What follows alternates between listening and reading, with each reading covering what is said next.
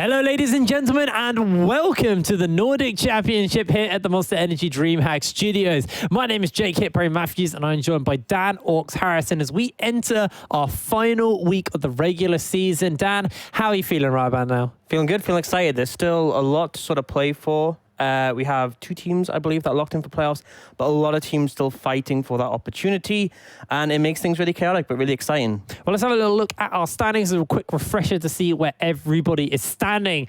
Coming in at first place, overtaking Team Singularity. Last week, it's the Vipers, Inc. Second is Team Singularity. Third, Dusty, Nordavind, and Hillerod are currently tied for 4th and 5th. Bifrost in 6th spot, Hybrid in 7th, and Orlando 2 and 10. I believe Orlando are the only team who can't make it, or is it Hybrid as well? No, I was actually wrong about this last week. So Hybrid still can technically make a 4-way tie for 4th, where everyone's on 6 points. So unlikely, extremely unlikely, because then there's 4 teams who are in a tiebreaker for that one spot. We'd have to look over head-to-head if that situation arose. Yeah. But basically, Hybrid, even in their best-case scenario, is really rough. So not looking the best for them. All they can do is just try and win games as they go along. But there are still 4 teams, I'd say, that are in that mix for playoffs with like convincing levels, and that's Dusty, Nordavind, Hillerod, and Bifrost. Dusty obviously have the edge, being a point ahead of Nordavind and Hillerod, and Bifrost a little behind. But that can all change in this last week. And that's really where there'll be a lot of pressure. I believe we do have the schedule for you, and we can talk a little bit about the impact of that. So up front, we have Bifrost against Nordavind. If Bifrost lose this, they cannot make playoffs. Then we have Vipers against Singularity. If Vipers win this, then Singularity cannot make first. Next is Hybrid against Dusty, which is conditional on the earlier games we have today. But if Singularity win and Dusty lose, Dusty can't make second. And then the final match doesn't have any defined stakes that will come out, but Hillerod are still looking to secure that playoff spot, so they need that win if they want to keep in that race. Everybody can beat anyone. That's kind of been the catchphrase of the Nordic Championship. I think that's fair to say. And it really does feel like that as well, where Team Singularity felt so strong throughout the entirety of the split, and then Vipers just got past them in that last kind of standing. Now, our game 3 of our day, no, second game of the day, Vipers versus Team Singularity, is going to be really excited to see. Thank you. It's going to be really exciting to see actually who can kind of convincingly show us that they are the best team. But at the moment, they're the 2 teams who are currently fighting for first and second. There is still, like you said, Dusty in the running as well there for that. Yeah, Dusty can still challenge for second, but obviously if Singularity win, that's ruled out. Actually, yeah, it's if Singularity win and Dusty lose, because they're actually still quite close behind Singularity. But the main one I'm looking towards is that sort of 3rd, 4th spot that's still up for contention. Because yes, we can see the first place sort of get shaken between Vipers and Singularity. But my main focus is, on that game 1 of today, Nordavind against Bifrost. Because these 2 teams, Bifrost is a little bit lower at 5 points. But if they win this one, it allows them to sort of catch up with the sort of middle of the pack teams at that 6 point and keep them relevant, as well as improving their head-to-head against Nordavind. It's a tough week for a lot of our teams. And like you said, Bifrost versus Nordavind is going to be our first game of the day. And for the side of Bifrost, it is going to be kind of rough. They've still got a long way to go before they can technically make it into that playoff spot. They're only, currently 1 point behind the teams looking to fight for 4th. But they have to have a good 2-0 week, and then a few other things kind of have to go right for them to make it to playoffs. Yeah, and I think the ones that are a little bit concerning is Hillerod, from the perspective of Nordavind and Bifrost, because their last 2 matches are today, they're up against Orlando, who are 8th place, and then tomorrow they're up against Hybrid, who are 7th place. If Nordavind lose this match against Bifrost, then they could be trying to play catch-up on Hillerod. And it's going to be very difficult because Orlando obviously have been struggling so far in the split. And despite Hybrid having a resurgence, they are still our 7th place team. So it does look like an easier sort of match schedule for Hillerod to go through, despite the fact that when you look at their standings, they're on the same points. And that's a big factor. We have 2 games left. Who you're facing in those 2 games can be a massive factor. Nordavind are playing Vipers tomorrow. Which is obviously playing against the number 1 team when these wins are so vital can be really rough. Well, let's have a little look currently on Nordavind then. So who are we looking at on this team? Like, talking about the entire split now, who has really stood out to you? Because obviously for me and you, this is our first season properly covering the Nordic Championship. So I want to ask you, like, on Nordavind, who's impressed you this season? So honestly, the weak links of Nordavind were the jungle and mid. Up until a point where they just completely turned around and Aesthetic started to have dominant performances. We saw that on the Kindred, and Naita, especially last week, has just looked like a completely new player on things like the Rise and the Victor. At the start of the split, I was really critical of them, but right now I am saying Aesthetic and Naita are looking like the best components, and other teams have to watch out for them. That's not to criticize other players in the team. Wazor has been solid, willing to go on things like the Maokai we've seen to sort of provide that front line for his team, and Chrisbig and Advian have had their moments. Chrisbig, especially on the Aphelios, and Advian on anything that has a hook, essentially. And for the side of Bifrost, do you think they have the capability with Shackle and Energy to match Aesthetic and Naita? Potentially. We have seen Shackle have some really stand-up performances, particularly on the Jarvan, which he's been drawn bans towards. And Energy he's had moments, but one of the big things with Energy is his sort of versatility. Is willing to play a lot of things, varying on the situation. If you need him to play the Veigar against the melee composition, he will. If you need him to play the Lulu and buff up take set, then he can do that. And I think that can sort of help them out. But in terms of raw power, they might struggle. Well, we're into picks and bans here. Bifrost on that blue side, Nordavind on the red. Already we've seen the Lucian and the Gragas banned away, the Syndra and the Ornn as well from the side of Nordavind. Bifrost are going to put in their final ban here. Things like that Senna has still been left open. We've seen quite a lot of priority shift towards Senna from the beginning of the season, where she was 100% kind of high priority to kind of petering out a little bit, and then towards the end of the season started to make a bit of a resurgence here. But for now, banning away a strong jungler from Aesthetic, taking away his Kindred here. So very targeted ban there. Yeah, and I think it makes a lot of sense, especially when you've seen more scaling picks come out from Naita and the typical picks for Chrisbig, like that Aphelios. If you're up against a fed Kindred who can also ult and keep the Aphelios safe, it can often just feel unwinnable. But we do see the Draven banned away as a target again from take set.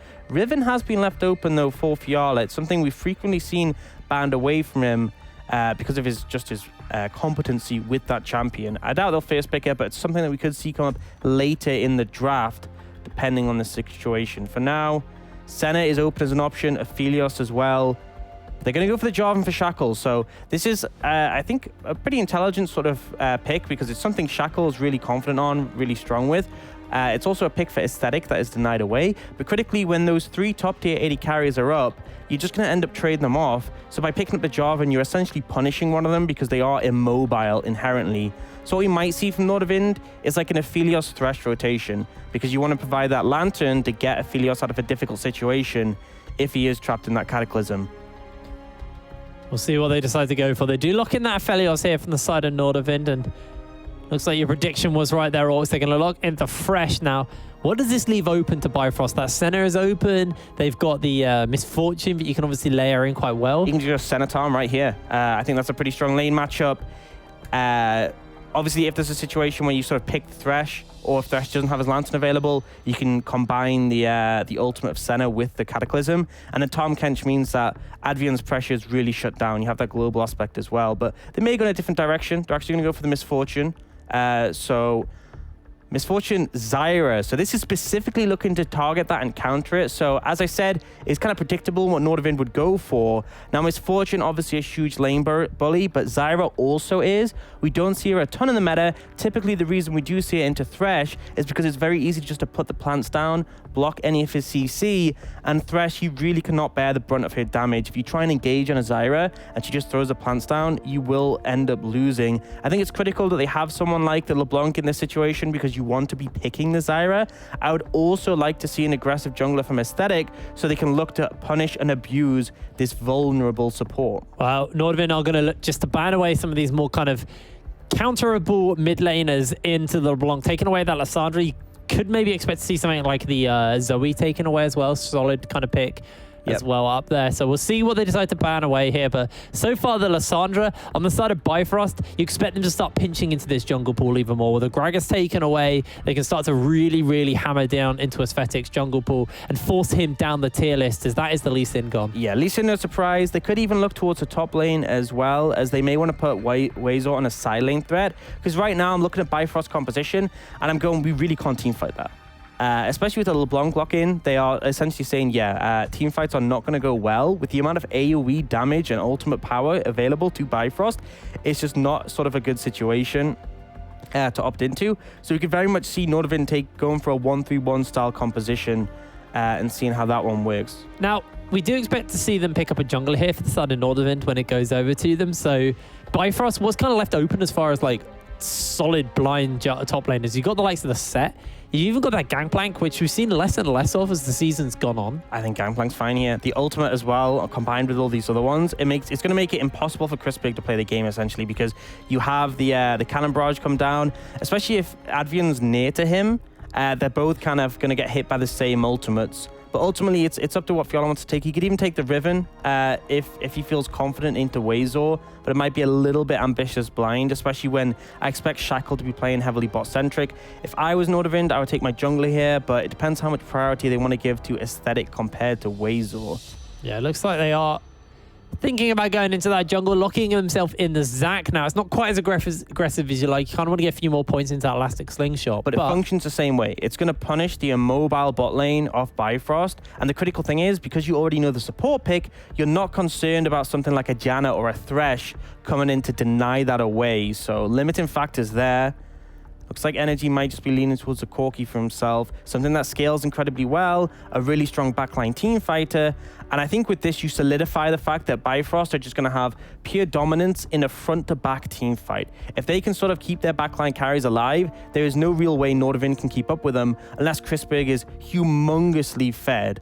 It's going to very much be on Nordavind to try and find either backline access and get on top of the Zyra Misfortune and Corki, or just look to play the game out in a different manner like a 1-3-1. Looks like the Gangplank might not just be the pick here. It's going to be the Aatrox locked in for Fiala.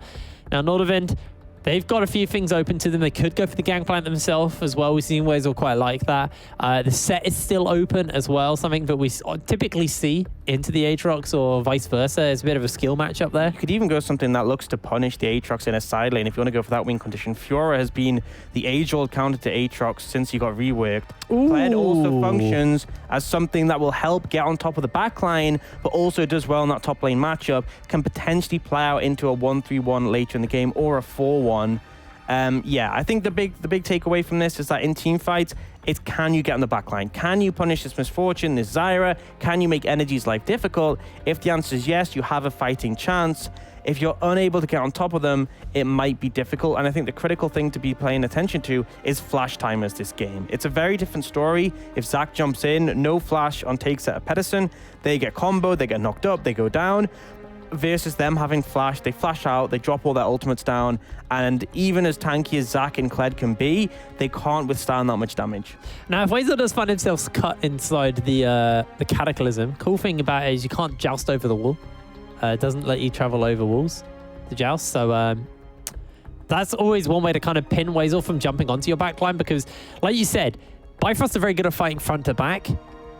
Now, if you got that LeBlanc, if you got a Kled jumping onto your backline, you got a Zac, there's so many tools to jump onto these backliners that it could be problematic. So that's what we're kind of looking at here for the side of Nordavind. See them jump onto that backline and try and punish, take Set and Pedersen. Now, Energy, obviously, with the package, is a little bit more mobile. I think that's just the package, that's just the critical thing with this pick. Because this is a big pick for Energy for a long time. He's played the Corki consistently in the mid lane. But specifically here, it functions well because you're essentially giving more targets to Nordavind. And the assumption is if you split those out, even if they take out Misfortune, for example, there's still going to be this Corki pumping out damage that might end up being too much for you to handle. And the critical thing to look at, I mean, the sort of way I describe Zyra in every situation is it's not whether you die, it's how much damage you do before you do go down. Yeah. And that's going to be the big takeaway here is we probably will see Pedersen get punished because that's just the way the champ works. But it's can he get all of his abilities down? Can he get a huge combo and pump out the damage, have plants consistently DPSing? Because then it doesn't really matter if he dies. His team will be in a position to clean up as a result. Well, a lot of damage available to Bifrost, but there are 3 very squishy members that could be liable to a little bit of burst. We'll have to see how this one goes down as we take to the Rift for our first game of the final week here at the Nordic Championship. It's Bifrost versus Nordavind. And just a note, we didn't mention it before the game, but this is patch 10.5 now. The first time we're playing on this patch in the Nordics. Obviously, this patch has been out on live for a little bit of time. I don't think there are any too significant changes at play for the champions we are seeing in front of us. But if you have some sort of question marks about draft, specifically things like maybe why we didn't see as much Set, That's definitely a factor in this situation. That and our support top laners have finally been killed off, all of them, including Janna, I believe, on this patch. Yep, thankfully. It's the end of that business. Back to bot lane. Big thing to note, though, is that we had buffs to both the Hydra items and Blade of the Rune King for melee champions.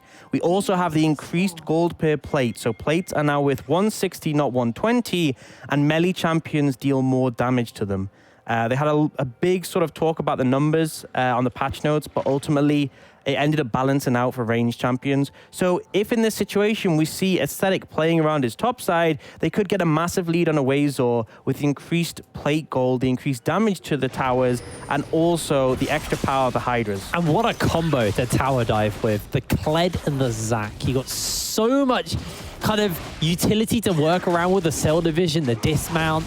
There's a lot to do. This could be rough for Fiala if they decide to play around topside. It's just very easy to drop aggro with the Kled, and then Aesthetic, as long as your blobs end up slightly outside the tower, you should be able to reform. They can also use a TP to guarantee the reform if needed. Now we see Shackle going for an invade on the bot side on this blue buff. This is kind of expected because the priority has afforded to his bot lane, so he's comfortable doing this. Level 1 might be okay for Crispig and Advian, but unless they find an engage, they're going to start to struggle. But this does mean that Aesthetic is very much aware because of that ward. So we may well see a split map situation, which could end up punishing Fiala heavily on this Aatrox. Although for now, I think Aesthetic's not want to go for it, not feeling too confident. When in honesty, he could have. He has priority in his mid lane and his top lane. Actually, the wave could push towards Wazor, but you can see he has enough presence to sort of walk up to Fiala and keep him at bay. Mid lane, Niter definitely able to find priority in that situation. Yeah, Niter's just able to kind of punish Energy early. Energy needs a little bit more under his belt before he's going to be able to kind of fight out here versus Niter. Yeah, so Aesthetic just playing it safe. He's going through his own camps. He's conceded his blue buff and said, I'm not going to take your blue buff. I'm not going to risk it in the early game. I want to keep my passive available. I don't want to give over a kill.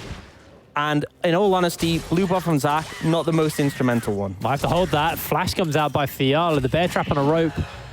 Procking those grievous wounds, really starting to mess him up. And Wazor can remount as well. So he's pretty happy for the moment here on this Kled. Yeah, critical thing that makes this matchup difficult is that 60% grievous wounds now on the bear trap and the rope, even stronger than your typical grievous wounds available from Ignite or Executioner's Calling or Morale-Nomicon, and it means the healing from Fiala is very limited in these trades. See now Wazor, a little bit cautious, he wants to step up, but Shackle's actually flanking around and he's just backing away. The wave's in a really bad spot for him right now because he wants to walk up to CS. Very hard to contest though, as he expects Shackle to be there and he doesn't want to give over his life. He might just reset and TP in. I think when he's mounted, he could actually hold them off 1v2. That is the decision he's going to go for. Obviously, we know that Shackle's recalled, but Wazor doesn't have this information. He just feels very confident with how low health Fiala is. So now we should be able to shove this in. Fiala's going to match the reset and then TP in to catch the wave. All in all, Wazor playing this very intelligently. He could have looked to push his lead, but he would have certainly gone down for it, and it would have backfired massively. That would have had to burn a flash. He goes to base, gets himself another Doran's Blade. A little bit more kind of early damage and health to work with that additional lifesteal. And now he's going to walk in to Shackle's jungle and place some wards down. Bot side starting to push a little bit here for Nordavind on the Aphelios versus MF, but it looks like they probably will be able to catch this wave and push it back out momentarily bot side. And I think typically Takesa and Pedersen are able to shove this lane in, but it very much plays around the position of the junglers when Aesthetic is bot side, and also the sort of threat level being expressed from Crispig and Advian. Nice little, I believe he got that, did he? He got something. I don't know if it was the big one or a little one. I actually don't know. Pestering him is the critical thing. Niter applying pressure on this LeBlanc. He's a little bit down in CS, but the wave pushing towards him should allow him to equal that out. Hopefully looking to see this champion start to roam and make a presence known on the map. Niter just really being a nuisance for a lot of members here on the side of Bifrost, stopping for Energy from getting a base off. But Shackle is going to look towards this Ocean Drake. Now you can see Aesthetics on the top side of the map. He's on that blast cone. There is a ward there, so they'll know if he looks to come over the wall. For the moment, this wave pushing in. Wazor Kind of going in for the acting skills. Jumps in with that joust, and now the bear trap on the rope will pull him back. Elastic slingshot's going to land onto Fiala as they get the stretching strikes off. Fiala's running low, and Razor going to find first blood. Aesthetic's the one to get it, though. Just a good gank. No flash on Fiala was a critical thing that secured that one. Playing against a flash on Zac can be difficult because obviously you're not going to be able to land your elastic slingshot, which is a lot of your damage as it's maxed. But it was just a rough wave position for Fiala. And we see a little bit of a difference between Razor and Fiala. Obviously, it's not so much down to the way they were playing because Razor backed off, but so did... Shackle's looking to fight Aesthetic here, but... If he's got no jump, he could be in trouble. He has his flash still available. He's got his top laner. Aesthetic holds his nerve and holds his flash, and now Razor, level 6 on that pink ward. Shackle not been spotted out by this scry, and now Shackle needs to be careful. They're going to use the charge, but it's gone to the wrong side of the wall here. Razor flashes over. Shackle chases. Razor, a little bit of a misplay there. It's cost him a kill. That was a massive misplay. He wanted to go over the wall because he predicted that Shackle would flag and drag over. But Shackle held his nerve and waited until Razor opted to flash over. Honestly, Razor, you kind of just put yourself in a rough situation there. He didn't want to just stand on the other side of the wall while the junglers 1v1'd. But by flashing over, he essentially showed that Shackle had a way of getting away. It was just rough execution overall. And what I will compliment is Shackle holding on to all his abilities until he knew that he was completely safe. So he didn't use his flag and drag to farm the camp, because that's one of the critical things that can punish Jarvan. Oh, gets the flash off Nordavind. Aesthetic is about, though, so Shackle... that was a little bit ambitious. We're just praising him. Burns his flash. Does obviously have the help, but takes that... pushing in their wave, so Smite's going to have to get used by Aesthetic. That means for the mid laner, Niter not going to find his blue, and he's actually getting punished quite hard here by Energy now that the rockets are available. They're going to be able to get themselves a plate here in this mid lane. And remember, this is 160 gold now. So even more significant than it was previously. Niter going to clear out that wave and head off. Zadvian has found Shackle. Shackle now flashless, remember, nice gets play. interrupted by the Flay. Chrisberg's making his way forward. The stretching strikes will bring him in as Chrisberg finds himself the kill. It's 2-0 on the board to Nordavind right now. Just the expectation from Advian on this Thresh. You play a champion like Jarvan and you're going to be limited so heavily. Energy, though, having a great time in the mid lane. Niter's struggling. Down in HP, down in farm, and obviously losing that plate. 160 gold. Cannot emphasize enough how significant that can be. 2 plates is a kill. More than a kill. More than a kill, yeah. Razor has really invested in early game damage here as he's stacking longswords, but now they're looking to shut Energy down. The double chains are going to proc. Comes in with the distortion. A lot of damage will come down, and Aesthetic will find the kill. Still Division will be forced, but he will reform. And the Lifter fights another there. Aesthetic with a fantastic gank there in the mid lane. Perfect timing because Niter was in a rough situation. Now they burn Energy's flash, they get a kill onto him, and they're able to shove the wave out and make up for some of the CS discrepancy. But bot lane, having a rough time. This is the expectation for this lane. And I think the big difference as well is when you hit 6, the ult value from Takeset and Pedersen on Zyra Misfortune is so much higher. Chrisberg's ultimate doesn't really do that much until you have the attack damage and the items, the crit, ultimately, to back it up. And on top of that, Advian's ultimate, not nearly as strong as the likes of a Bullet Time or the Stranglethorn. So definitely putting things a little bit rough. And once you can't threaten the engage, that's the pivotal thing with this lane, is that if Advian can't threaten the all-in, he's just going to get poked out. See, the jungle is here on the same side of the map constantly, but Energy's moving down. They know this is going on. Mid lane's going to look to come down. That charge is available to Wisor, but I don't think Nordavind are going to have the chance to secure this Rift out, although Aesthetic's thinking about it, charging up. The charge has been used, and the fight looks to break out. Stretching strikes again, interrupted, and an instant shutdown for Energy. Wisor misses out on the bear trap on the road, and Niter has been condemned away. A knock-up from Pedersen onto Wisor in the middle of everyone means he will go down. Takeset finds the kill. Bifrost come up enormous in the team fight. Just a great knock-up coming out. It wasn't exactly planned. You can't throw the Stranglethorns down and have that much foresight, but it did its job. Gets the knock-up, interrupts the Lantern, and gets them a second kill. Honestly, it was just a poor contest coming out from Nordavind. They were too late to the play. Energy had package was the critical thing. You weren't ever going to be able to punish his Corki, and the end result is you lose Herald instant 2 plates down the mid lane. They might be looking for 3, but I don't think you're quite in a position to get it. No, they're going to go for it. They're going to go for it. Energy going to step forward, try and find these last few auto attacks. The plate does hold. Close. Energy almost gets those chains to pop. A lot of mana available, and Shackle just playing a fantastic neutral objective game. The Fetic's been doing a good job of catching him out on these objectives, but Shackle now on his second Drake, as Fetic is making his way forward. Cell Division's still not available, but Weasel comes in with the joust, with the damage to boot as well. But Urson's getting caught in there. The bullet time's channeling though, it's doing a lot of damage. Let's Bounce gonna get used on to a couple of members as Weasel goes down. Fiala finds the kill. Nita pings in and out, distorts away, but Energy will run him down. Another massive team fight for Bifrost comes up, and they're gifted with a Drake. And that's the pivotal thing. You kill the Zyra, but at what cost? She manages to get the CC down to lock them up. She sets up the bullet time for Misfortune, and 3 members go down for Nordavind, and Bifrost secure that dragon as well. Now, the counterpoint is that a lot of solo gold, actually being shared with Avian, but a lot of gold going over to Crispig on this top side of the map. They didn't get this first tower down. They've got a lot of... Yeah, okay, they do get it. It's a Philios with Crescendum. Yeah. Even if the tower was like half HP, I still feel confident. But either way, they actually managed to save this mid lane tower, which is pretty critical.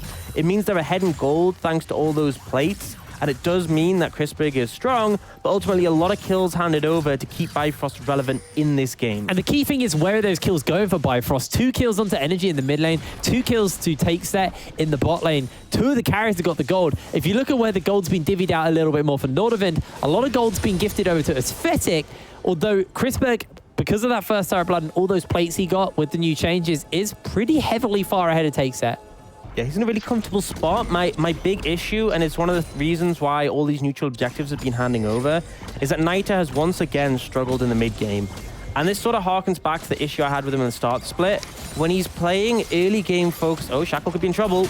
Yep, gets interrupted. The Q is going to connect into the hook. Shackle inside the box, goes golden as Energy's looking to buy some time, but the turret's been placed down. Shackle flashes away. Moonlight Vigil will pin him down, and in comes the charge. Weasel squashes him for the kill.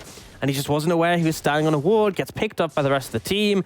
And like I said, playing Jarvan into these champions, pretty difficult to get away. Even though he does find the flag and drag, Aesthetic is able to follow. Titan now taking a lot of damage here. Almost gets... What?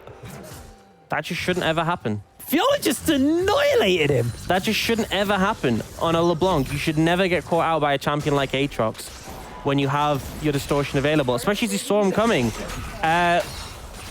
This is Nita going back to that situation where when we saw him on those early game focused champions, he really struggled. He struggled to have an impact in the lane, and then when he fell behind, it almost felt like he was going for desperation plays. When he was playing on the Victor, on the Rise, he looked so much more formidable, and Nordavind have moved back to those early game focused picks in this game for Nita, and already we're starting to see him struggle. This could be a big turning point because Nordavind, other than Crispig on the Aphelios, they don't scale very well. Zac is great in the late game, sure, but if your only real win condition is try and kill the enemy backline, and they have picks like Corki, Misfortune, Zyra, which do scale incredibly, it's going to be rough. You need just a huge engage consistently from Aesthetic and Weasel, and without Nita's damage to follow up, could end up being rough. Well, we're 14 minutes on the clock here. Nordavind are up in gold. They've got that extra tower. As Shackle's looking to jump on a Crispberg, that's the power of the Fresh combined in there. As Aesthetic uses the Let's Bounce, all of a sudden Shackle's the one getting caught out as a death sentence will land. And Avian writes it, he's down. Shackle's starting to get caught out quite a bit here. Needs to play a little bit more cautiously. The big critical thing with Bifrost is you want to be playing an appealing defensive game. I feel like you have the late game insurance, so you don't need to be going so aggressive, and he has paid for it with 4 deaths, more than everyone else in his team combined. Adrian consistently landing these flays and hooks as well onto crucial members of Bifrost. Is starting to cost Bifrost pretty heavily here. 0-4 Shackle on the Jarvan. We're praising his neutral objective game, but as far as his ganking's going, he is such an open book, and Nordavind are reading it.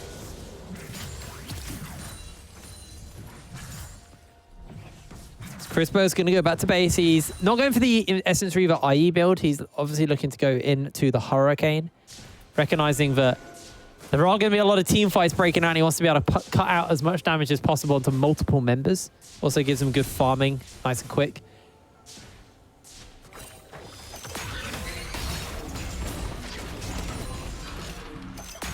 Both teams posturing heavily around mid. 40 seconds on that dragon, and the Rift Herald is up and available. So a one team fight here could net you both of those. And it is a Cloud Soul, and Bifrost, if they secure this, they will be on Soul Point. And it could be definitely a factor in the team fights. The movement speed can be pretty huge, especially on the likes of champions like Takesa and Fiala.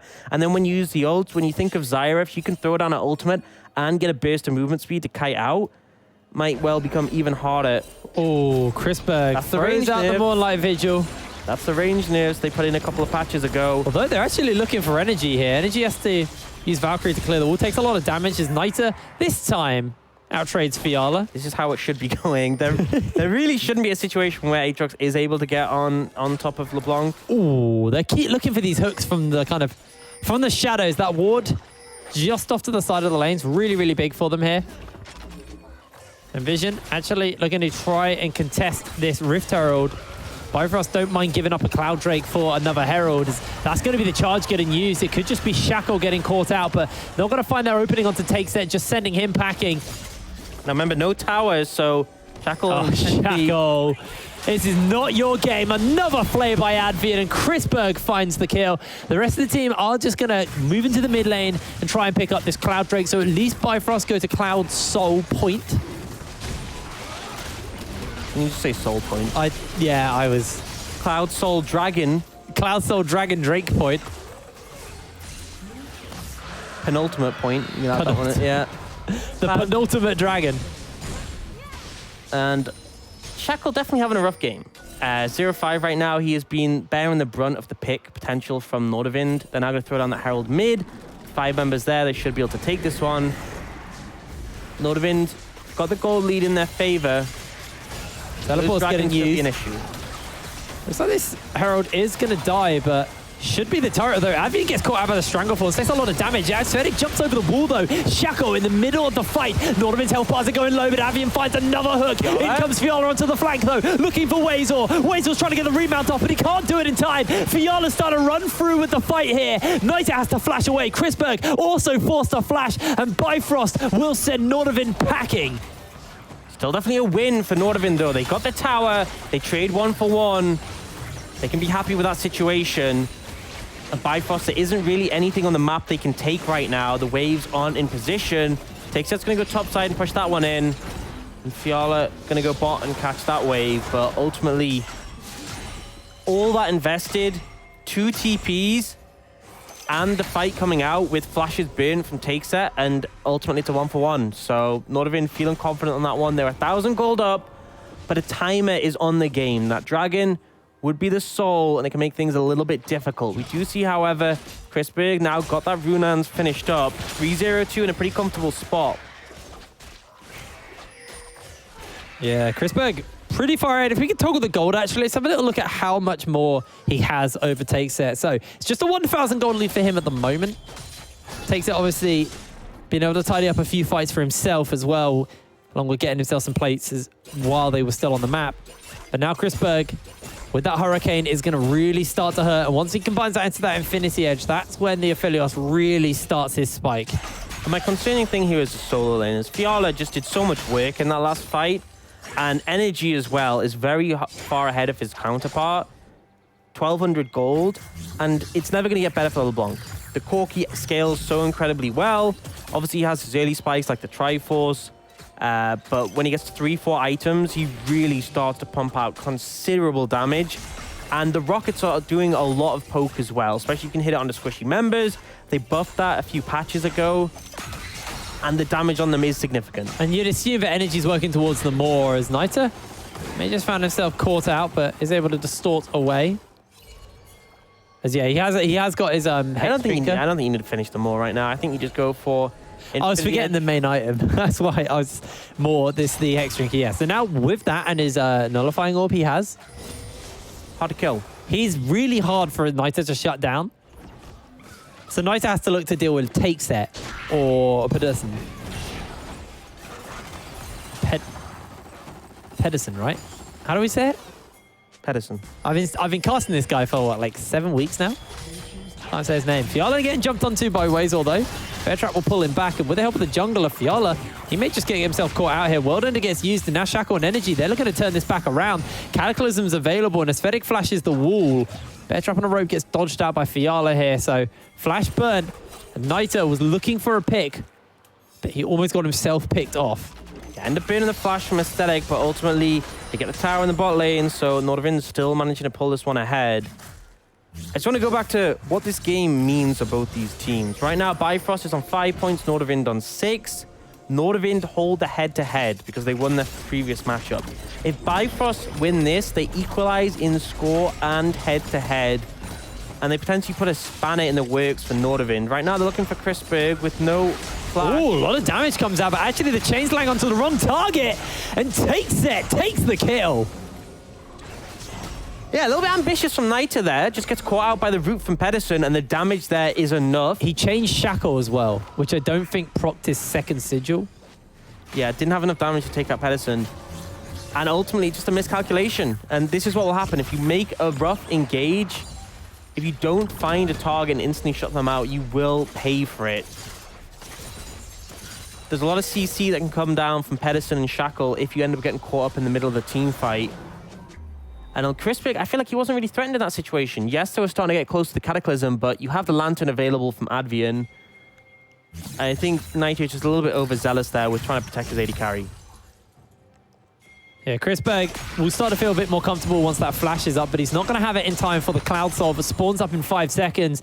The resets are come through for Nordavind, so they are on the map. All threats stocked up, but Energy with the package on the Corki means it's going to be really hard to make this happen. Drake's already been started up, and Niter going to take a rocket to the face as Aesthetic jumps in, looks to get himself caught out. The charge has been used, and Shackle is in the middle of everyone. The bullet time will cut through the health bars as Niter can't quite find the kill onto Takeset, but Takeset burns down to the ignite. The Drake is still being started though. Wazer and Chrisberg, only 2-1 standing currently, as a lot of damage is going to land. The Cloud Drake is being aggroed up here for the moment by the plants, and Fiala actually back onto it. Pedersen needs to be careful. Chrisberg can get himself the kill. No, we can't. The teleport's coming in. Chrisberg is going to force Fiala away with the help of Wazer. They deny the Cloud Soul, and they go equal in the team fight. Such a close one. The AoE damage from Bifrost was there. They layered the package and the bullet time, and it looked like there was going to be a clean one team fight, but Energy critically missed some rockets onto Chrisberg.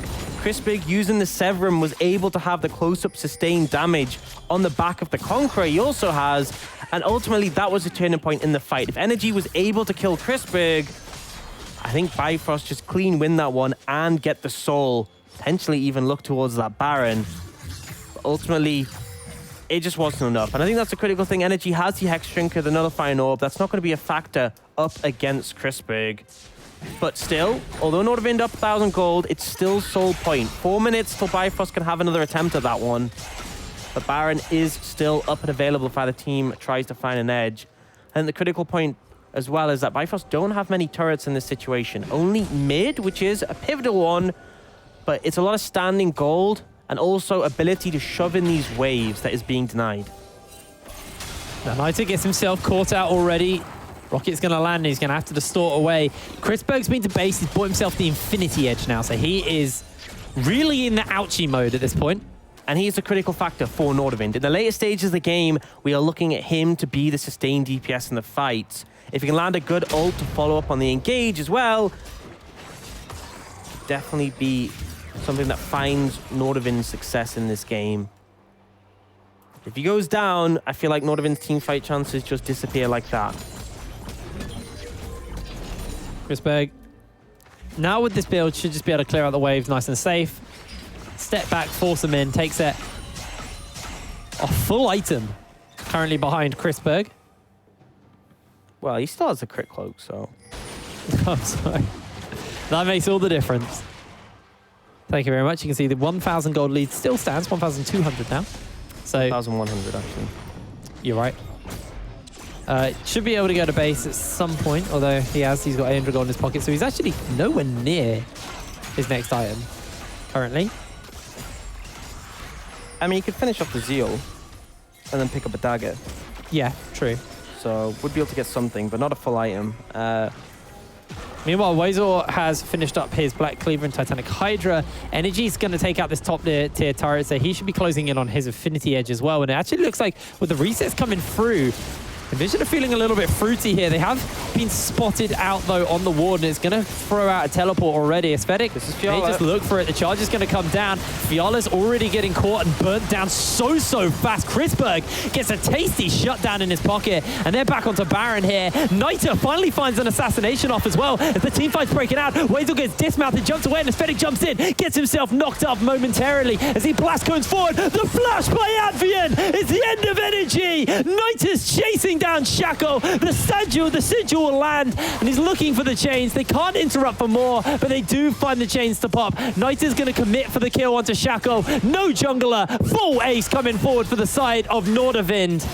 What a team fight. It's a clean ace, and Nordavind, they pull the trigger. They know Chrisberg is so strong on this item spike. They start the Baron up. The response comes in from Bifrost. Fiala's TP instantly punished. Niter starts to look for the squishies, and it all falls apart. We said for Bifrost, they needed front to back, and that was not it. Advian is landing so many death sentences, he's writing a paragraph at this point. He's playing so well on the Fresh right now. It was expected. We saw it coming from when the Jarvan was first picked, but Advian on these champions where he can express his skill is just such a significant factor. Chrisberg essentially being untouched now. He's working towards that Bloodthirster. At that point, he's not just pumping out a ton of damage, he's also extremely hard to kill with that extra shield available. The lead he had before now expanded to over 2,000, and Nordavind starting to look to take down these turrets. 45 seconds till that Cloud Soul, but I don't think Bifrost is in a position to contest this one. Almost 5,000 gold down. We'll see the buys coming forward as well here for Nordavind. Chrisberg closing in on that Bloodthirster. Got the BF Sword. Got the Vampiric Scepter as well, so he's going to be even harder to deal with. Aesthetic's playing chicken here. Looking for Pedersen, forces him to flash. So Energy has the package for this fight as Fiala looks to get caught out. The chains will connect, so he's going to take a lot of damage. Elastic Slingshot gets cancelled out here by Aesthetic. He doesn't want to jump on, but that's enough to force Fiala back to base, and that gives dominance over towards this Cloud Drake. Weisel's going to continue to push in the top side, the bot side, while Dragon gets started up by the rest of his team. Energy's nowhere near, so they're just going to have to give up this Dragon. Bifrost, they're okay to give up a second Dragon. They're not on Soul Point yet, so they don't have to worry too much versus Niter. That's a critical thing. They've essentially managed to claw back that big discrepancy we saw in terms of the Dragon. They're now one behind. They're still ahead in gold. They're picking up these towers. They're looking towards this mid lane inner tower, and I don't think there's really much you can do. Pedersen, you might just go down. Oh, Moonlight Vigil gets missed, but this will be the end of the tower at least. Yeah, range nerfs hitting Chrisberg pretty hard again. A big factor having the boost range on that ultimate. Niter, yeah, caught out. Has to distort away. The bullet time gets used. Aesthetic actually jumps in, uses that Let's Bounce. Advian looks for the hook, actually misses it out this time. Fiala in the World Ender trying to find an opening. Bifrost, that gets turned around a little bit sour onto them. Yeah, Niter nearly getting caught again, but ultimately manages to get away, and the Traders takes that, loses his flash because he goes too aggressive to try punish the LeBlanc. So pretty costly mistake for Bifrost ultimately. And the safety of LeBlanc means that even when Niter's caught, he's not really going to go down. Apart from the other 4 times he got caught. Those were unique circumstances. Right now, though, the Baron's still available, and Nordavind starting to look to push in. Flash still up on Chrisberg means he's a difficult target. Oh, Niter! That's revenge. That is revenge for the previous time. I feel like he's calling you out more than anyone here, mate. Find these shutdowns. Chrisberg does take a lot of damage from that double up, but the tower goes down. In comes the charge. A 3-man knockup into the stretching strikes, catching members in the Cataclysm, but Chrisberg is unleashed. Already takes down 1, takes down 2. Weasel with a double kill as they crush everybody, take out the inhibitor, and they're onto the base. They're onto the ace. This is going to be the game over to the side of Nordavind. 30 minutes on the clock, and Nordavind take the win. And Nordavind, as much as there are concerning moments, in the mid-game, Niter started looking a little bit rough in the early stages, but they just came back in force. And this bot lane for Nordavind, Chrisberg and Advian just doing so much work for the entire roster. I mean, Adrian was just making Shackle's life hell. And Chrisberg, we saw at the start of the play, he was consistently getting punished by these team compositions that would look to just execute low mobility AD carries. Now it just seems like he doesn't care. He does not care what aspects of your composition may look to punish him, like the Jarvan that was prioritized in the first rotation. He's just going to be a consistent carry, pump out all that damage. And right now, Nordavind, now on 7 points, looking in a good spot to contest this playoff run. If they manage to win their game tomorrow against Vipers, then at bare minimum, they can guarantee a tiebreaker. But definitely it keeps it in their hands, but they still need to beat the #1 team in the league if they want to secure it. But they are showing a good upward trend here. Yeah. I think that's the key thing to watch. Chrisberg 7-0-5 on the Aphelios. Like you said, just wasn't really getting punished that time. Shackle jumped on that last team fight, got a Cataclysm off, but Chrisberg wasn't in that Cataclysm. So he was able just to kite around the edge of it, take Shackle out, and then mop up the rest of the team. And it was just a solid team fight, solid control from his team. Yeah, even if he was in that Cataclysm, I'm pretty sure that Chrisberg wins that UFC fight. Yeah. You take into the octagon, you're not getting out. Yeah, just really solid game. And I think that team fight they had around Dragon was a pivotal one. It could have gone very differently. It could have been Cloud Soul over to Bifrost, but it was just execution went in favor of Nordavind, and critically Chrisberg was an absolute monster in that game. And I think that's the critical thing with Nordavind is we've seen every single player step up. I feel like every single player is playing far better than we saw at the start of the split, and that has been the difference, and that's why we're finally getting the sort of level we expected from them, and as we said last week, just in time. It's a good start there for Nordavind as they win themselves their first game in the last week here at the Nordic Champions. Now, coming up after the break, our two Titans in Vipers and Team Singularity will be clashing. You don't want to miss this one. We'll see you after the break.